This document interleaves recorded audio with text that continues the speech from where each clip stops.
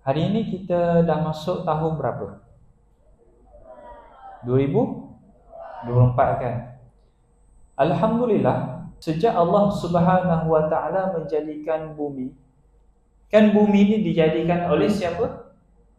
Oleh Allah kan? Sejak Allah menjadikan bumi, sehinggalah akan berlaku kehancuran bumi, Allah Subhanahu wa taala telah pun menghantar kepada kita seramai 124,000 orang nabi. Yang kita tahu berapa orang? 25 orang saja yang dirakam dalam Al-Quran.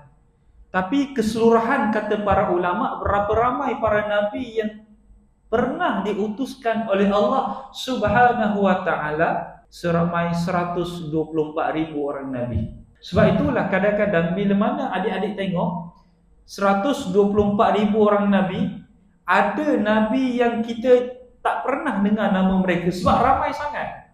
Kan sekolah kita ada 2,000 pelajar, betul tak? 2,000 orang murid. Adik-adik kenal ke semua 2,000 orang? Takkan. Guru-guru, cikgu-cikgu ada 200 orang, ada 100 orang. Adakah adik-adik ingat semua nama cikgu? Tidak kan? Begitulah para nabi. Allah utuskan 124,000 orang nabi. Ada di antara mereka yang kita tak pernah lagi dengar nama dia. Antaranya Nabi Yusha ibn Nun. Pernah dengar Nabi Yusha? Nabi Yusha ibn Nun di antara seorang nabi yang dia ni anak murid kepada Nabi Musa alaihi salam dan Nabi Harun alaihi salam. Sebab itulah kalau adik-adik tengok cerita ataupun dengar satu kisah, bila mana Nabi Musa alaihi salam sedang dalam satu perjalanan, dia nak pergi cari Nabi Khidir alaihi salam. Pernah dengar tak cerita ni? Tak pernah. Pernah tak dengar? Nabi Musa ni dapat satu berita yang ada seorang nabi yang ada ilmu yang dia tak ada. So ketika itulah Nabi Musa bila mana dia nak jumpa Nabi Khidir alaihi salam, dia bawa anak murid dia yang bernama Nabi Yusha ibn Nun. Nabi Yusha bukan seorang, Nabi Yusha hanyalah seorang nabi, bukan seorang rasul. Apa beza nabi dan rasul? Betul. Nabi ketika mana Nabi dapat wahyu ataupun dapat satu berita daripada Allah, dia diberi pilihan untuk simpan berita itu dirinya ataupun disampaikan kepada orang ramai. Tapi Rasul tidak ada pilihan, melainkan apabila Allah memberikan wahyu kepada Rasul, ketika itulah Rasul itu wajib untuk sampaikan kepada seluruh masyarakat, seluruh umat dia ketika itu. Sebab itulah kalau adik-adik dengar kisah Isra' dan Mi'raj Nabi sallallahu alaihi wasallam, Nabi di Isra' diperjalankan daripada Mekah ke Baitul Maqdis di Palestin, naik ke Sidratul Muntaha, naik ke langit. Selesai di Isra' dan di Mi'rajkan Nabi sallallahu alaihi wasallam, Nabi berfikir di Kaabah. Nabi duduk dekat Kaabah lepas waktu subuh. Nabi duduk dekat Kaabah, Nabi termenung. Nabi nak fikir macam mana nak sampaikan kepada masyarakat Mekah yang baru semalam dia di Isra' dan di Mi'rajkan oleh Allah Subhanahu wa taala. Kerana masyarakat Mekah ketika itu susah nak percaya apa yang Nabi sampaikan. Kan Nabi digelarkan sebagai Al-Amin, betul tak? Tapi bila mana Nabi bagi tahu yang kita ni ada Allah, aku ni seorang nabi, ketika itulah masyarakat Mekah tak percaya kepada Nabi. Kazzabta ya Muhammad, menipu kamu Muhammad. Tapi ketika mana Nabi bagi tahu, seandainya aku khabarkan kepada kamu, wahai masyarakat Mekah, seandainya aku bagi tahu satu berita kepada kamu, di belakang bukit Mekah kita pada hari ini telah pun berkumpul seluruh pasukan, yang mana pasukan ini nak menyerang kota Mekah. Adakah kalian percaya? Mereka jawab percaya. Tapi ketika mana mereka bagi tahu kepada seluruh masyarakat Mekah yang kita ni ada Allah, aku ni Rasul, kazzabta ya Muhammad, menipu kamu Muhammad. Sebab itulah lepas Isra' Mi'raj Nabi sallallahu alaihi wasallam, Nabi duduk termenung depan Kaabah. Nabi berfikir macam mana nak sampaikan, macam mana nak ceritakan kepada masyarakat Mekah yang semalam baru sahaja aku diperjalankan oleh Allah daripada Mekah ke Baitul Maqdis. Itu beza Nabi dan Rasul. Adapun Nabi Yusha ibn Nun, cuba sebut nama.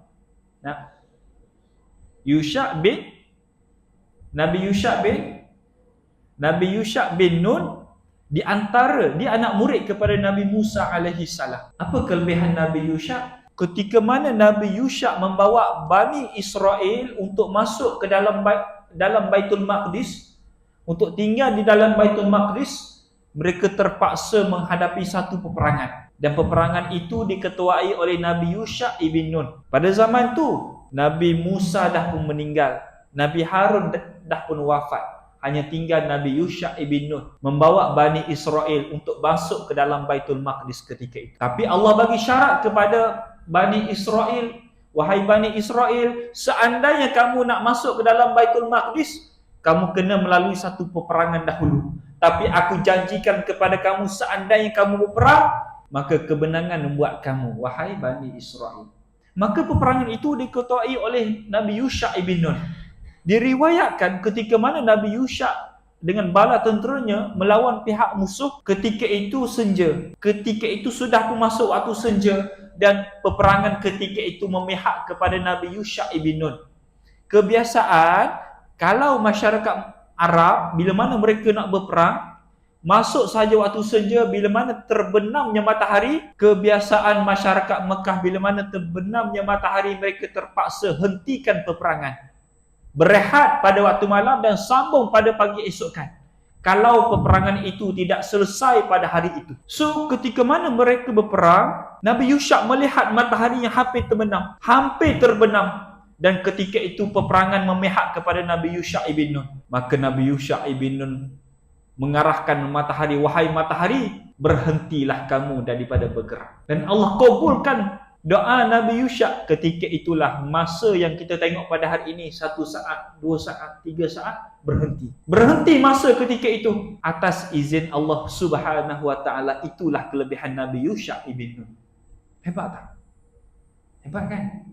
Itu baru anak murid kepada Nabi Musa alaihi salam. Sama juga ada satu orang Nabi yang bernama Nabi Yish bin Adam alaihi salam. Siapa kenal Nabi Yish? Nabi Yish adalah anak kepada Nabi Adam alaihi salam. Kan Nabi Adam kan berkahwin dengan Hawa. Maka lahirlah anak kembar, betul tak? Lahirlah anak kembar. Dalam ramai-ramai anak Nabi Adam alaihi salam, ada seorang anak Nabi Adam yang bernama Yish, dan dia diangkat oleh Allah menjadi seorang nabi. Sebab itulah ketika mana Nabi Adam wafat, meninggalnya Nabi Adam alaihi salam, Nabi Yish yang membawa satu ajaran daripada Allah, syariat Allah Subhanahu wa taala ketika itu. Ada seorang Nabi lagi bernama Nabi Uzai alaihi salam. Siapa pernah dengar nama Nabi Uzai? Pernah?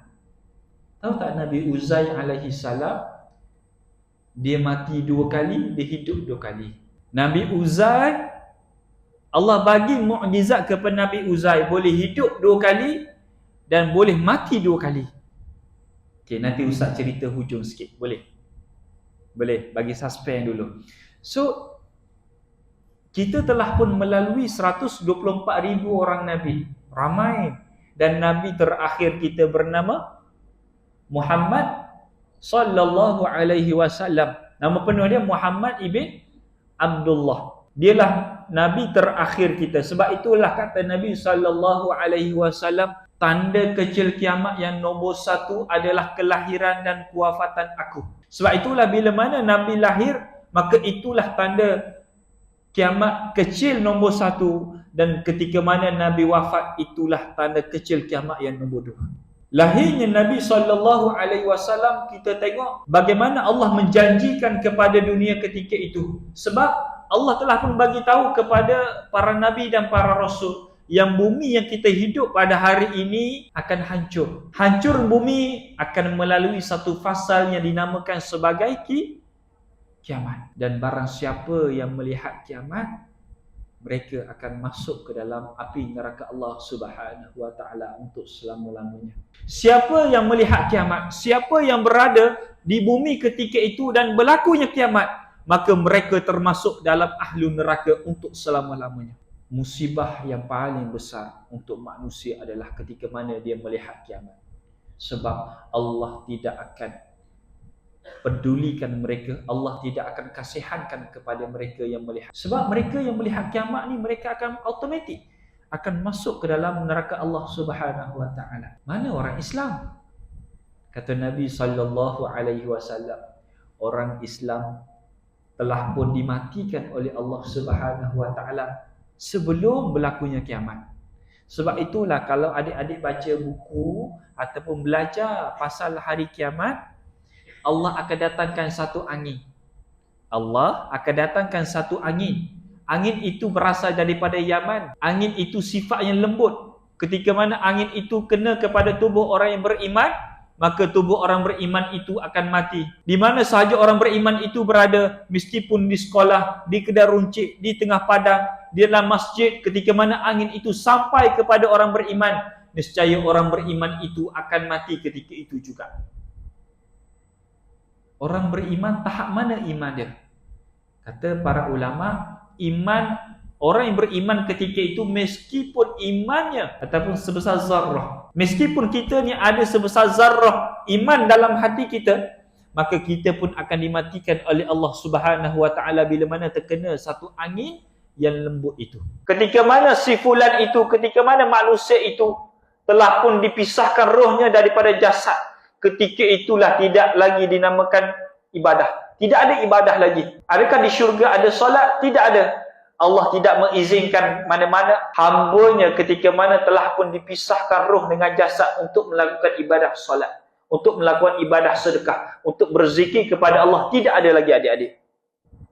Sebab itulah ulama kata, kalau nak solat, kalau nak zikir, kalau nak buat baik sekarang. Ketika mana roh orang itu telah pun dipisahkan daripada jasad, maka ibadat solat, ibadat zikir, ibadat bersedekah tidak ada lagi.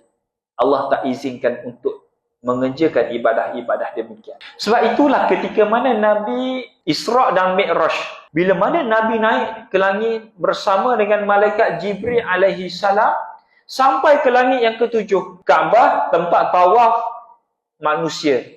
Tempat tawaf manusia sejajar ataupun selari dengan Kaabah di atas langit yang ketujuh, ada yang dinamakan sebagai Baitul Ma'mur. Tahu tak Baitul Ma'mur tu apa? Baitul Ma'mur itu adalah tempat tawaf para malaikat. Ketika mana Nabi SAW naik bersama dengan Jibril alaihi salam ke langit yang ketujuh, ketika itulah Nabi diperlihatkan oleh Allah Subhanahu wa taala ada sekumpulan para malaikat sedang tawaf di Baitul Ma'mur. Dalam ramai-ramai para malaikat yang sedang tawaf di Baitul Ma'mur, Nabi melihat ada seorang lelaki, kata Nabi, wajahnya mirip seperti wajah aku. Wajahnya sama seperti wajah aku, kata Nabi SAW.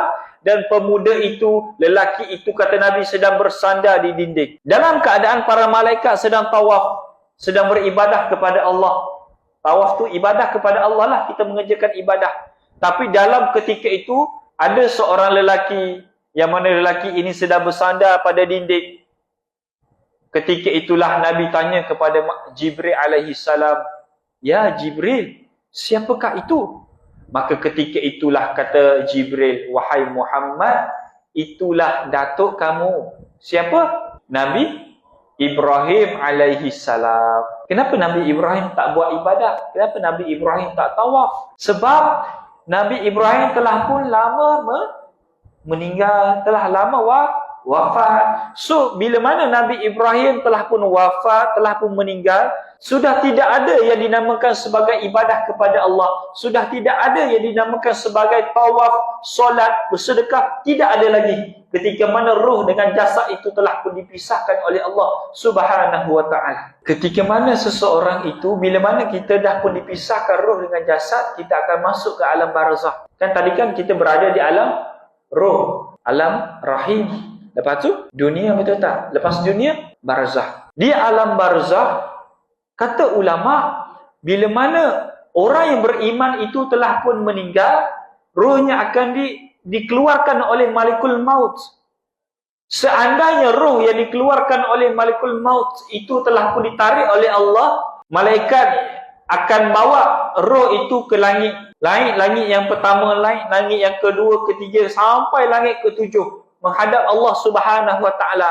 Kata Nabi sallallahu alaihi wasallam, ketika mana roh orang yang baik, roh orang yang jaga solat, ikut cakap mak dan ayah, rajin buat kerja sekolah, orang yang baik. Roh orang yang baik ketika mana diangkat ke langit, dibawa oleh para malaikat, masuk langit pertama, langit kedua, langit ketiga. Kata Nabi sallallahu alaihi wasallam, ketika mana roh itu masuk ke langit pertama, seluruh para malaikat yang berada di langit pertama itu dapat bau wangian yang tak tahu daripada mana. Ketika itulah masing-masing dalam kalangan malaikat bertanya, wangian ini datang daripada mana? Dan ketika itulah salah seorang malaikat kata, sesungguhnya wangian ini datang daripada roh orang yang baik. Maka roh orang yang baik itu disambut dengan sangat baik oleh para malaikat, diraikan oleh para malaikat, masuklah langit pertama, langit kedua, sampai bertemu dengan Allah Subhanahu wa taala. Dan Allah memuji, wahai roh, kamu roh yang baik. Siapa? Mereka yang meninggal dalam keadaan beriman kepada Allah. Roh yang jahat macam mana, Ustaz? Apabila roh orang yang jahat, orang yang tidak solat, orang yang tak dengar kata mak ayah, kutuk orang, mengutuk orang, mengumpat dan sebagainya, ketika mana kata Nabi sallallahu alaihi wasallam, ketika mana roh yang jahat itu ditarik rohnya daripada jasad, dikeluarkan, direntak oleh Malikul Maut, ketika itulah roh yang jahat itu dibawa oleh malaikat ke langit pertama. Ketika mana roh itu dibawa oleh malaikat sampai ke langit pertama, ketika itulah bau busuk yang teramat-amat sangat, yang menyebabkan seluruh para malaikat tak boleh nak terima busuknya bau roh daripada orang yang jahat. Disebabkan itulah roh orang yang jahat, bila mana dibawa oleh para malaikat ke langit, ketika itulah dicampak dengan sangat kuat. Sampailah roh itu tercampak sampai ke bumi dan masuk ke dalam jasad yang asal. Ketika itulah jasad yang telah pun berada di liang lahat. Langit tak boleh nak terima roh orang yang jahat. Langit tak boleh nak terima roh orang yang tak solat. Langit tak boleh nak terima roh orang yang tak dengar kata mak ayah. Sebab itulah alam barzah ada dua tempat. Satu tempat alam barzah adalah tempat berkumpulnya roh-roh orang yang baik. Alam barzah ada dua tempat. Satu tempat berkumpulnya orang-orang yang baik, maka orang baik di alam barzah akan berkumpul di situ. Dan satu tempat lagi berkumpulnya orang-orang yang jahat, yang degil, semua di situ. Sebab itulah ketika mana guru ustaz cerita dulu, bagaimana suasana ketika mana berada di alam barzah. Alam barzah adalah satu alam yang sangat misteri. Alam barzah satu alam yang tak ramai ulama yang menceritakan perihal alam barzah. Cuma ada sedikit saja. Sebab sangat misteri alam barzah. Alam barzah, roh sesama roh boleh duduk macam ni. Alam barzah, roh sesama roh boleh lepak kedai kopi. Kalau ada kedai kopi, maksudnya boleh lepak, boleh duduk sekali, boleh bercakap. Itu alam barzah. Yang membezakan adalah roh orang yang baik akan berkumpul di satu tempat dan roh orang jahat akan berkumpul di satu tempat. Sebab itulah ketika mana kita meninggal, ketika mana seseorang itu meninggal, ketika mana kita telah pun mati, kita akan masuk ke alam roh. Ketika itulah kita masuk. Contoh, kalau kita orang beriman, malaikat akan bawa roh kita. Sebab kita orang beriman, malaikat akan bawa roh kita pergi bertemu dengan Allah, lepas tu dibawa turun ke bumi balik dan ditempatkan di satu tempat orang yang beriman. Ketika itulah kita mula mencari ahli keluarga kita masing-masing. Ketika itulah kita mencari ahli keluarga yang telah pun meninggal. Datuk kita, ayah kita yang telah pun meninggal, ibu kita, saudara kita, sepupu kita, adik-beradik kita. Kita mencari ahli keluarga kita yang telah pun lama meninggal. Ketika mana kita meninggal dan dimasukkan di satu tempat berkumpulnya roh yang baik, ketika itulah kita bertemu dengan datuk kita. Datuk kita tanya kepada kita, Luqman meninggal, contoh Luqman yang lain. Luqman meninggal, ketika mana Luqman itu meninggal? Dia orang yang baik. Lalu dibawalah para malaikat masuk ke alam roh, ke alam barzah. Ditempatkan di tempat satu penempatan roh-roh yang baik. Ketika itulah Luqman itu bertemu dengan datuknya, bertemu dengan neneknya. Maka nenek dan datuk Luqman bertanya kepada Luqman, wahai Luqman, ayah kamu tak meninggal lagi ke? Mak kamu tak meninggal lagi ke? Datuk, mak saya dah lama meninggal. Ayah saya dah 10 tahun dah meninggal. Terkejut datuk kita bila mana dia dengar ayah dan ibu kita dah lama meninggal. Kerana kalau dah meninggal, kenapa tidak ada di sini? Sebab di sini adalah perkumpulan roh-roh orang yang baik. Dan ketika itulah, bila mana mereka dapati yang ayahnya telah pun meninggal, mencari di alam roh, mencari di alam barzah, di manakah ayahnya yang telah pun lama meninggal, mencari ibunya yang telah pun lama meninggal. Ketika itulah Luqman itu dapati rupa-rupanya ayah dan ibunya, ataupun rupa-rupanya Luqman dapati kawan-kawannya yang telah lama meninggal tidak ada di situ, tidak ada di perkumpulan ruh yang baik. Lalu ketika itulah ada di antara ulama-ulama yang di dunia menjadi ulama dan di alam barzah pun menjadi ulama.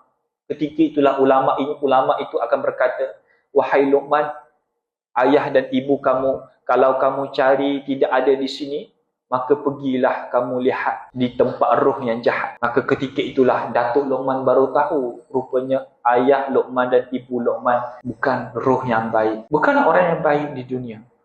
Sebab itulah kalau di dunia kita menjadi orang yang tak baik, nama ibu dan ayah kita akan dibawa ke dalam alam barzah. Jiran-jiran yang telah lama meninggal akan tanya kepada ayah kita contoh, jiran-jiran akan tanya kepada ayah kita, anak kamu dah meninggal, kenapa tidak ada di alam roh, di tempat orang yang baik?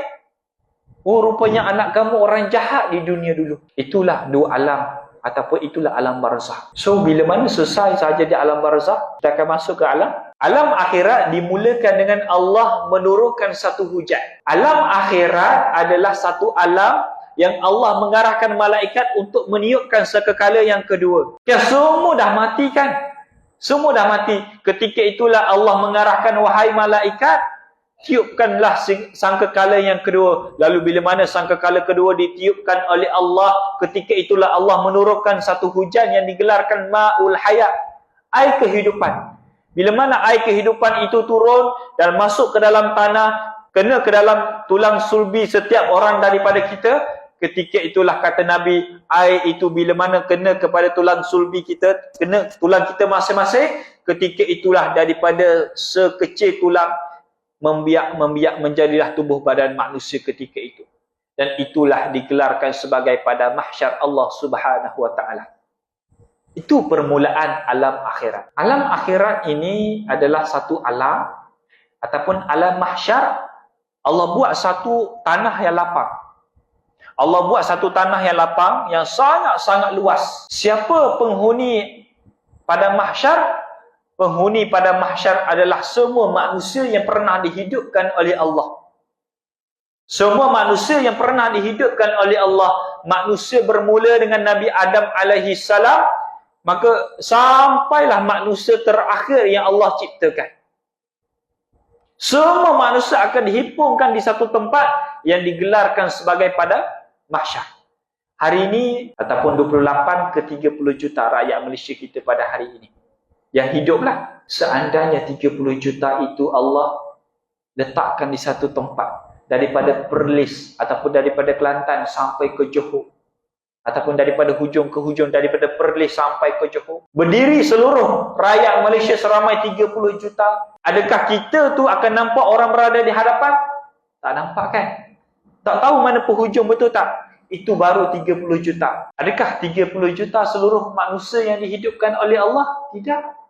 Ramai lagi. Ketika itulah seluruh pada mahsyar dipenuhi dengan manusia. Kata Nabi SAW, kita akan berhimpit di antara satu sama lain. Seandainya kita berhimpit, seandainya kita melangkah, kita bergerak sedikit, kaki kita ke hadapan, maka kita akan kena kulit kawan kita berada di depan.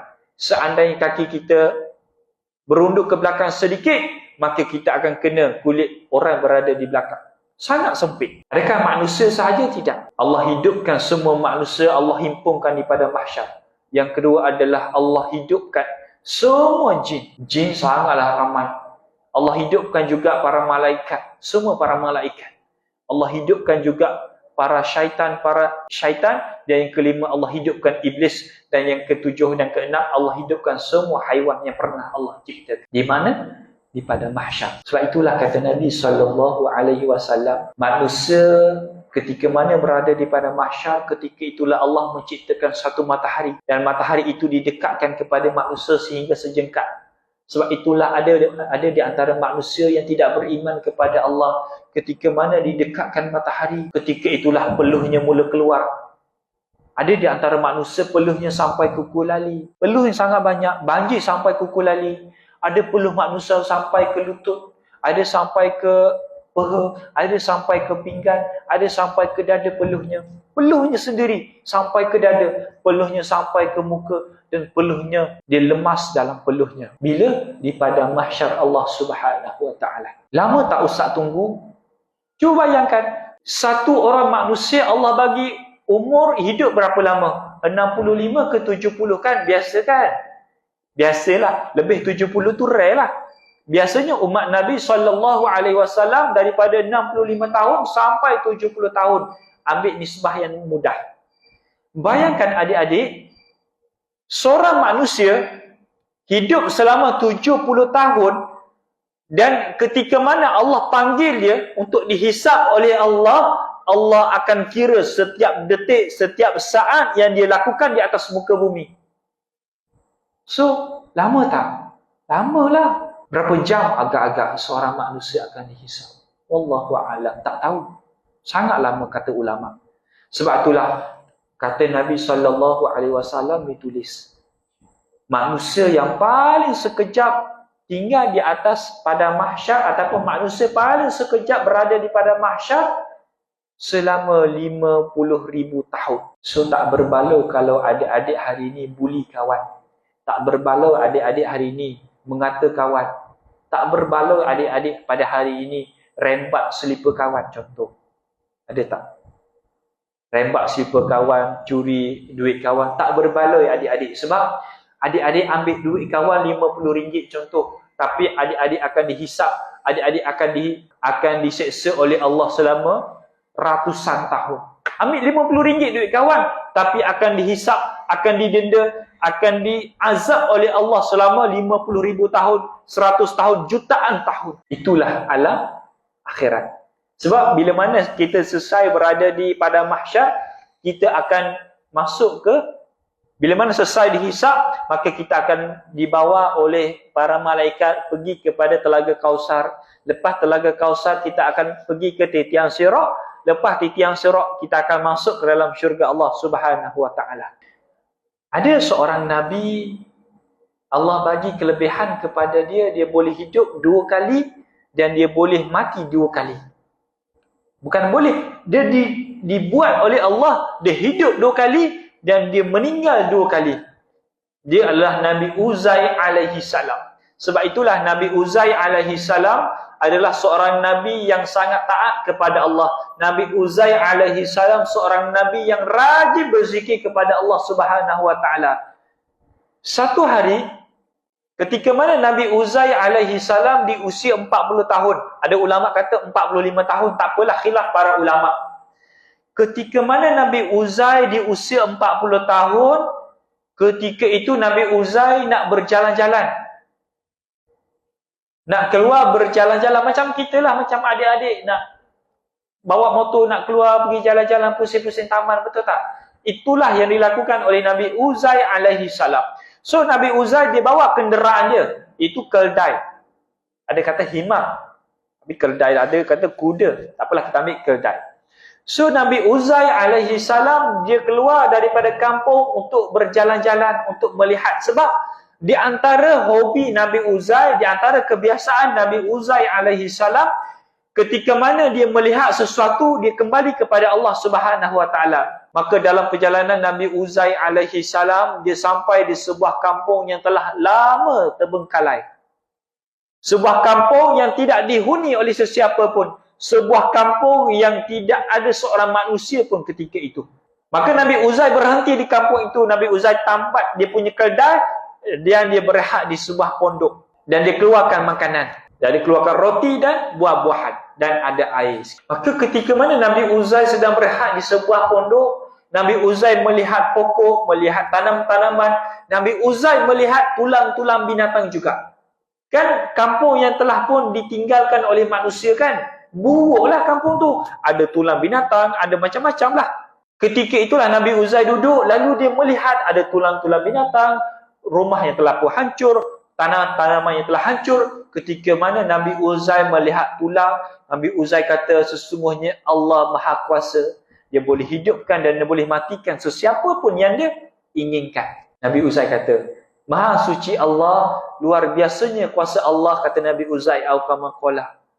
Nabi Uzai kata, Maha kuasa Allah, Allah boleh hidupkan tulang ini menjadi binatang balik. Allah boleh satukan daripada tulang itu, Allah boleh satukan daging-daging, Allah boleh masukkan darah balik dan lalu jadilah seekor binatang. Allah boleh buat demikian, kata Nabi Uzai. Lalu bila mana Nabi Uzai melihat dan memikirkan kejadian yang dilakukan oleh Allah Subhanahu wa taala, ketika itulah Nabi Uzai datang satu perasaan mengantuk. Penatlah dalam perjalanan dia mengantuk, maka dia tertidur. Rupanya bukan dia tidur, melainkan Allah mencabut nyawa Nabi Uzai alaihi salam. Maka datanglah malaikat. Cukup 100 tahun. Nabi Uzai dibangkitkan oleh Allah Subhanahu wa taala. Allah meniupkan roh ke dalam jasad Nabi Uzai balik. Ketika mana Nabi Uzai tersedar daripada tidur, Nabi Uzai menyangka yang dia tidur 2-3 jam saja. Ketika mana Nabi Uzai bangkit daripada tidur, Nabi Uzai melihat makanan yang dikeluarkan masih lagi elok. Roti yang dikeluarkan masih lagi elok. Dan air yang dikeluarkan masih lagi boleh diminum. Maksud dia, aku baru terlelap dalam 2-3 jam. Lalu ketika itulah datangnya malaikat bagi tahu kepada Uzai, wahai Uzai, berapa lama kamu tidur wahai Uzai? Maka jawab Nabi Uzai, dia melihat matahari, aku tidur dalam 2-3 jam macam tu sebab ada lagi matahari. Makanan aku masih lagi ada. Cuma hairannya aku, di manakah keldai yang aku tambat di pokok itu? Maka ketika itulah malaikat tadi yang datang kepada Nabi Uzai. Malaikat kalau nak bertemu dengan para nabi, dia akan berupa dengan manusia. Itu lelaki. Lalu malaikat itu datang kepada Nabi Uzai. Malaikat itu kata, tidak wahai Uzai, salah. Kamu bukan tidur 2-3 jam. Kamu bukan tidur separuh hari. Melainkan kamu tidur 100 tahun wahai Uzai. Terkejut Uzai ketika itu. Sebab dia menyangka dia tidur dalam 2-3 jam saja. Maka kata Nabi Uzai, bagaimana aku tidur 100 tahun ataupun aku telah pun dimatikan oleh Allah selama 100 tahun dalam keadaan makanan, minuman aku masih lagi ada? Maka jawab malaikat, itu adalah kuasa Allah Subhanahu wa taala. Kamu lihat tulang yang berada di pokok itu, maka tulang itu adalah keldai kamu yang telah pun lama mati. Sebab kamu telah pun dimatikan oleh Allah selama 100 tahun. Maka ketika itulah bila mana Nabi Uzai melihat tulang yang telah pun repuk. Tulang lama-lama jadi repuk kan? Tulang yang telah repuk, tidak ada keldai lagi, hanya ada tulang yang telah pun repuk. Ketika itulah Allah nak tunjukkan kepada Nabi Uzai alaihi salam. Ketika mana Nabi Uzai melihat tulang yang telah lama reput, tulang itu tiba-tiba bergerak. Bercampurnya tulang satu sama lain yang telah pun reput, yang telah pun hancur. Bersatu sepihan-sepihan tulang itu. Maka Allah datangkan daging-daging untuk disatukan. Allah salut daging pada tulang itu. Allah datangkan satu yang dinamakan darah. Allah masukkan ke dalam tulang itu. Maka terjadilah seekor keldai. Dan peristiwa itu disaksikan oleh Nabi Uzai alaihi salam. Bermula itulah Nabi Uzai lagi banyak memuji Allah Subhanahu wa taala. Maha kuasa Allah. Allah boleh menghidupkan dan mematikan sesiapa yang dia mahu. Dan bila mana peristiwa itu, Nabi Uzai balik ke kampung dia, balik ke rumah dia. Sampai saja di rumah Nabi Uzai alaihi salam, dia dapati ada seorang perempuan yang tua. Dan Nabi Uzai kenal perempuan itu. Yang mana ketika mana Nabi Uzai masih lagi muda, perempuan itu adalah pembantu kepada Nabi Uzai alaihi salam.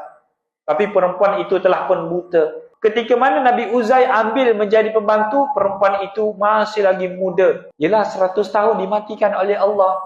Maka Nabi Uzai pergi kepada perempuan itu dan kata kepada perempuan, wahai makcik, rumah siapakah ini? Maka jawab makcik, ini rumah Nabi Allah Uzai alaihi salam. Yang mana keberadaannya tidak diketahui oleh sesiapa pun. Selepas sahaja dikeluar daripada rumah, kehilangan Nabi Uzai dicari-cari dan ditunggu-tunggu oleh kami satu keluarga. Maka ketika itulah Nabi Uzai kata, wahai makcik, sesungguhnya akulah Uzai. Tengok, hebat tak kuasa Allah? Hebat. Sebab itulah dalam peristiwa Isra' dan Mi'raj Nabi SAW, Allah tunjukkan kepada Nabi macam-macam peristiwa. Allah tunjukkan kepada Nabi macam-macam peristiwa. Antara, kata ulama, Allah tunjukkan kepada Nabi ketika mana Nabi masuk ke dalam neraka dan ke dalam syurga, Allah tunjukkan kepada Nabi seorang malaikat bernama Zabaniyah. Ketika mana Nabi SAW di Isra' dan di Mi'rajkan oleh Allah Subhanahu Wa Taala, ketika itulah Allah memberi satu kelebihan kepada Nabi. Nabi boleh melihat macam-macam peristiwa yang Nabi lihat. Dan Nabi boleh melihat syurga dan Nabi boleh melihat neraka. Dan ketika itulah Allah memberi kelebihan kepada Nabi kita sallallahu alaihi wasallam. Allah memberi kelebihan Nabi kita melihat ada seorang malaikat yang bernama malaikat Zabaniyah namanya. Malaikat Zabaniyah mengambil satu batu yang besar, menghempak kepala manusia ketika itu. Yang menyebabkan kepala manusia yang dihempakkan dengan satu yang besar itu, berterabur kepala manusia itu, bercerai kepala manusia ketika itu. Pecah kepala manusia ketika itu bila mana dihempakkan dengan satu batu yang besar oleh malaikat Zabaniyah dalam neraka Allah Subhanahu Wa Taala. Nabi melihat peristiwa itu, lalu bila mana kepala manusia itu telah pun berpecah, telah pun berterabur, ketika mana telah pun berterabur, ketika itulah Allah satukan balik kepala orang itu. Disatukan balik, maka malaikat Zabaniyah ambil batu yang besar, hempak lagi. Begitulah berlaku berterusan sampailah bila-bila. Lalu peristiwa itu disaksikan oleh Nabi SAW. Nabi tanya kepada Jibril, "Ya Jibril, apa tu Jibril?" "Ya Muhammad, itulah umat kamu ya Muhammad." "Ya Jibril, apa yang berlaku kepada pemuda itu? Kenapa sampai rosak, sampai berterabur otaknya, sampai pecah kepalanya? Apa yang dilakukan oleh pemuda itu wahai Jibril?" Kata Jibril alaihi salam, "Ya Muhammad, orang yang dipecahkan kepala oleh malaikat Zabaniyah itu dengan satu yang besar, orang itu adalah umat kamu. Dan ketika mana orang itu berada di dunia, orang itu meninggalkan solat dengan sengaja. Dan itulah siksaan bagi mereka yang meninggalkan solat dengan sengaja." Kata Nabi SAW, saiz tubuh badan penghuni neraka, saiz badan penghuni neraka, gigi, satu giginya sebesar bukit Uhud. Bayangkan gigi ahli neraka sebesar bukit Uhud, badan dia lagilah besar. Faham tak Ustaz cerita? Apabila Nabi bagi tahu kepada para sahabat besar mana ahli neraka, kata Nabi SAW, saiz ahli neraka giginya sebesar bukit Uhud. Maka bila mana giginya sebesar bukit Uhud, maka tubuh badan manusia itu mestilah lagi besar daripada bukit Uhud. Apa sinonim yang Nabi nak bagi tahu kepada kita? Apa sebenarnya Nabi nak bagi tahu kepada kita? Nabi nak bagi tahu kepada kita, makin besar tubuh badan kita, makin banyaklah tempat, makin banyak ruang yang akan diseksa, makin banyak ruang yang akan rasa kesakitan itu. Betul ataupun tidak? Betul kan? Saiz kita besar tak? Besar kan? Nak dibandingkan dengan semut. Semut, satu biji, mati. Tapi kita bila mana kita dibakarkan dekat sini, sakit tak? Sakit. Tapi makin besar badan kita, makin banyak kesakitan yang kita akan rasa. Itulah sinonim yang Nabi SAW nak bagi tahu kepada kita. Kepala mereka akan dihempak dengan satu yang besar. Adakah mereka tak mati Ustaz? Tidak. Alam akhirat, ketika mana adik-adik berada di alam akhirat, berada dalam syurga dan neraka, tidak ada lagi yang dinamakan sebagai kematian. Sebab ketika mana kita berdiri di padang mahsyar Allah Subhanahu Wa Taala, ketika itulah Allah memanggil satu makhluk. Allah memanggil satu makhluk yang dinamakan sebagai kematian. "Wahai kematian, datanglah kamu ke hadapan." Dan ketika itulah seluruh manusia boleh melihat kematian. Kematian itu makhluk ke Ustaz? Naam, kematian itu adalah makhluk. So ketika mana berada di padang mahsyar, Allah memanggil kematian, "Wahai kematian, datanglah kamu ke hadapan." Maka seluruh manusia ketika itu, dan kita pun boleh melihat macam mana wajah kematian. Lalu bila mana kematian itu bergerak ke hadapan, ketika itulah Allah menghancurkan kematian. Dan mulai hari itu, barang siapa yang diseksa, barang siapa yang diancam bunuh, mereka tidak akan dimatikan oleh Allah. Mereka tidak akan mati. Sebab itulah ketika mana pemuda tadi dihempakkan dengan satu yang batu yang besar di kepalanya, maka pemuda itu pecah kepalanya, berterabur kepalanya, tapi disatukan kembali oleh Allah Subhanahu wa taala, lalu dipecahkan balik oleh malaikat.